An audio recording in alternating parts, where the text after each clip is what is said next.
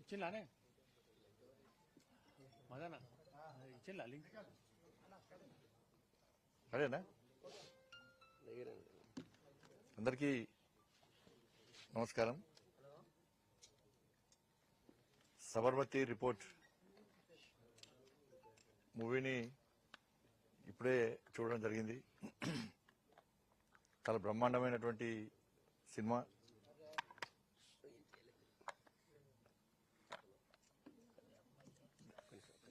నిజంగా ఈ సినిమా తీసినటువంటి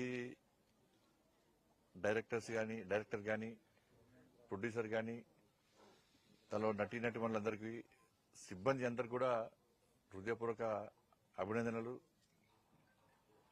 మళ్ళీ అప్పీల్ చేస్తున్నా, ఈ సినిమాను ప్రతి ఒక్కరూ, ప్రతి జాతీయవాది, ప్రతి హిందువు చూడాల్సిన సినిమా ఇది. ప్రతి ఒక్కరు చూడాల్సిన సినిమా ఇది.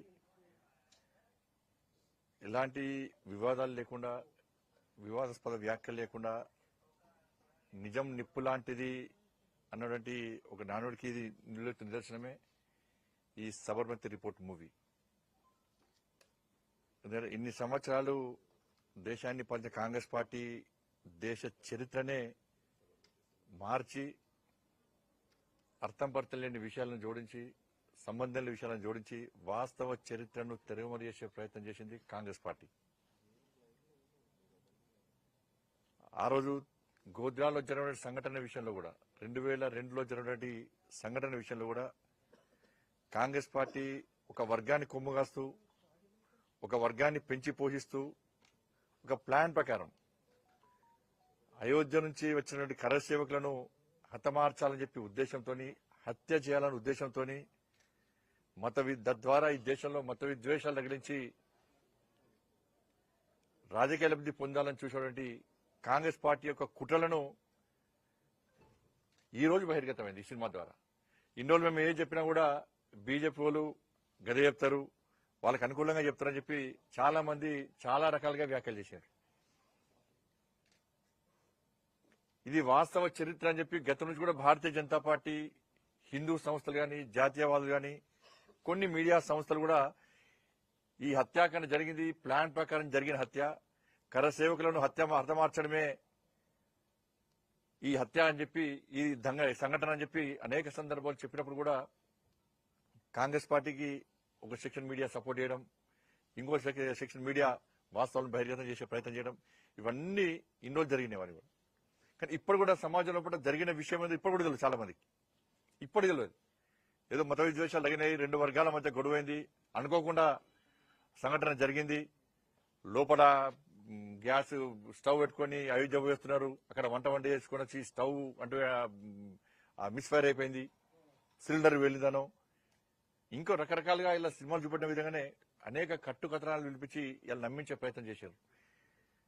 కానీ ఈరోజు ఈ సినిమా ద్వారా కనీసం ఇప్పటికైనా, ఇన్ని సంవత్సరాల తర్వాతనైనా వాస్తవ విషయం ఏందో ఇలా సమాజానికి చూపెట్టే ప్రయత్నం చేయడం నిజంగా చాలా గొప్ప విషయం. ఈ సినిమా కమర్షియల్ను డబ్బుల కోసమో, సెన్సేషనల్ కోసమో, వ్యాపార దృక్పథం తీసే సినిమాకి ఇది. జరిగిన వాస్తవ విషయాలను కళ్ళ కట్టినట్లుగా సమాజానికి చూపెట్టే ప్రయత్నమే ఈ సినిమా యొక్క ఉద్దేశం. కాబట్టి ఏంటంటే ఇప్పుడు కూడా సమాజం ఇవే పరిస్థితి. ఇప్పుడు కూడా కాంగ్రెస్ పార్టీ చరిత్రనే అది. కాంగ్రెస్ పార్టీ అగ్రనాయకులు ఏ విధంగా ప్లాన్ చేశారు, ఏ విధంగా మత విద్వేషాలు కలిగించే ప్రయత్నం చేశారు, ఏ విధంగా హిందువులను హతమార్చే ప్రయత్నం చేసినా మనం చూస్తున్నాం. మనం దాంతోపాటు ఒక వర్గాన్ని కొమ్ముగాసే పార్టీలు కూడా ఇప్పటికున్నాయి. సరే, ఆ సినిమాలు ఏదో ఇండియా పాకిస్తాన్ మ్యాచ్ అయితే ఇండియా గెలిచే సంబరాలు చూపెట్టారు, సంతోషం. కానీ ఇప్పుడు కూడా ఇండియా పాకిస్తాన్ మ్యాచ్ అయితే పాకిస్తాన్ గెలిస్తే సంబరాలు చేసుకునే పరిస్థితి ఇప్పుడు కూడా అనేక ప్రాంతాలు ఇప్పుడు కూడా ఉంది. ఇప్పుడు కూడా అనేక ప్రాంతాలు బంగ్లాదేశ్ అని, మినీ బంగ్లాదేశ్ అని, మినీ పాకిస్తాన్ అని, మినీ ఆఫ్ఘనిస్తాన్ అని ఇప్పుడు కూడా అనేక ప్రాంతాలు కూడా ఉన్నాయంటే ఇదే కారణం. రేపు రాబోయే రోజుల్లో కూడా ఇటువంటి సంఘటన జరగకూడదని లేదు, ఎక్కడ లేదు.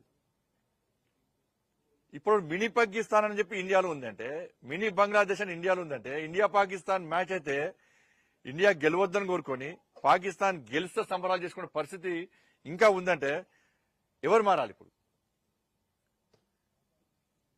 కాబట్టి ఈ సినిమా ద్వారా అటువంటి ఆలోచనలు వచ్చినాయి వాళ్ళ ఏ సమాజం మారాలి, జరుగుతున్న వాస్తవ విషయాలను గుర్తించాలి, సమాజం స్పందించాలి. ఆ స్పందించినప్పుడే ఈ దేశం ఒక శక్తివంతమైన దేశంగా నిర్మాణం జరుగుతుంది. కాబట్టి ఒక మంచి మూవీ ఈరోజు మాకు అందించేది అలా స్పందన బాగుంది. సరే, ఇంకా చాలా మంది చూడలేకపోతున్నారు.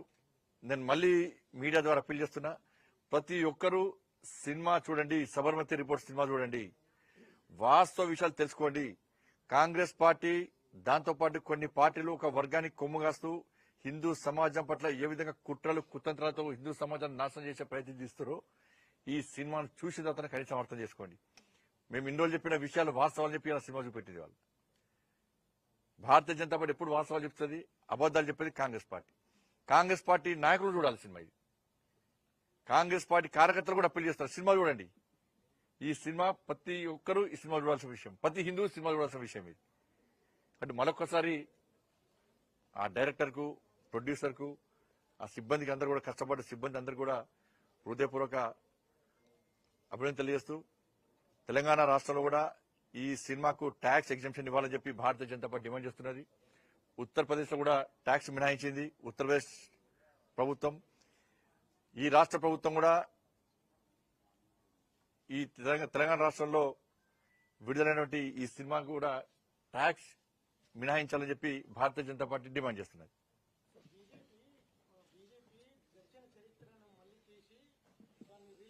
ఎస్, అంటే వాళ్ళు చరిత్రను తిరమరుగు చేసి లేని విషయాలను జోడించి తప్పుడు చరిత్రను చిత్రీకరిస్తే అదే చరిత్రను చూపట్టుడు ఆమె కూడా. అందుకే ఇన్ని సంవత్సరాలు కాంగ్రెస్ పార్టీ చరిత్రను తిరమరుగు చేసింది. వాస్తవ చరిత్ర బయటకు వచ్చాక కాంగ్రెస్ పార్టీకి వశపడతలేదు. వాళ్ళ బయటికి తిరగలేని పరిస్థితి, బయటికి సమాధానం చెప్పుకోలేని పరిస్థితి. కాబట్టి వాస్తవ చరిత్రను నది చెప్తాను, నిజం నిప్పులాంటిది ఇవాళ కూడా బయటకు వస్తుంది. చాలా రోజులు బయటకు వచ్చింది.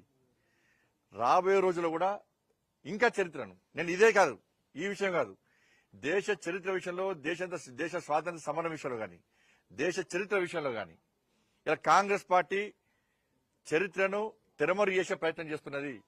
ఇంకా ఇటువంటి సినిమాలు రావాలి, నిజమైన చరిత్ర ఈ దేశ ప్రజలకు తెలవాలి. తెలిసినప్పుడే వాస్తవ విషయాలు బయటకు వస్తాయి, సమాజంలో కూడా మార్పు వస్తుంది, ఒక మంచి దేశ నిర్మాణం జరుగుతుంది, మంచి సమాజ నిర్మాణం జరుగుతుంది కూడా నేను కోరుతా ఉన్నాను. ఇంకా రావాలి సినిమాలు, ఇటువంటి సినిమాలు వస్తూనే ఉండాలి. ఇంకా థ్యాంక్ యూ సినిమా టైం.